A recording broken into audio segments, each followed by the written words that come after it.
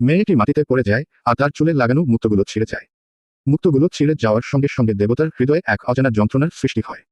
তখনই দেবতার মনে পড়ে যায় সে এই মুক্তোর কাঁটা তার প্রেমিকাকে উপহার দিয়েছিল। মুক্তো ভেঙে যাওয়া মাত্রই সে বুঝতে পারে তার প্রেমিকা কোনো বিপদে পড়েছে। ঠিক তখনই এক সৈনিক এসে জানায় রানী বিপদে আছেন। দেবতা আর দেরি না করে রওনা দেন রানীর কাছে। এখানে একটি ফ্ল্যাশব্যাকে দেখা যায় রানী দরবারে দাঁড়িয়ে আছেন। আজ দুই বোনের একজনের জন্য বর পছন্দ করার দিন ছিল।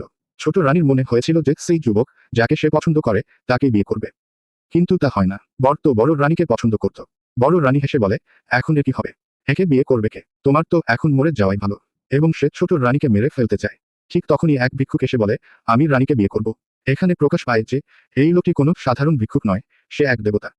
সঠিক ও নিখাত ভালোবাসা খুঁজে পাওয়ার আশায় সে ভিক্ষুকের বেশে এখানে এসেছে। বড় রানী হেসে বলে, তুমি এই ভিক্ষুককে বিয়ে করবে? তুমি এমন লোকেরই উপযুক্ত। সে ছোট রানীকে আবার মারতে চায়, কিন্তু দেবতা তার হাত ধরে বলে, আমার ভবিষ্যৎ স্ত্রীকে স্পর্শ করার সাহস করো না। বড় রানী তখন বলে, ওকে ছেড়ে দাও। আমি তোমার মতো ভিক্ষুকের সঙ্গে কথা বলবো না। আর সে তার ভবিষ্যৎ বরকে নিয়ে চলে যায়। রাতে দেবতা ও রানী একসাথে বসে ফল খাচ্ছিল। তখন দেবতা রানীকে বলে, আমি খুব গরিব, আমার না ভালো ঘর আছে, না জামাকাপড়, না খাবার। রানী হেসে বলে, এতে কোনো বড় কথা নেই। তুমি আমাকে যেমনই রাখো, আমি থাকবো। কারণ তোমার মন খুব ভালো। দেবতা রানীর এই কথা শুনে খুব খুশি হয় এবং মনে মনে ভাবে, আমি আমার সত্যিকার ভালোবাসা পেয়ে গেছি। পরবর্তী অংশের জন্য কমেন্ট করুন আর ভিডিওটি লাইক ও চ্যানেলটি সাবস্ক্রাইবও করে রাখুন।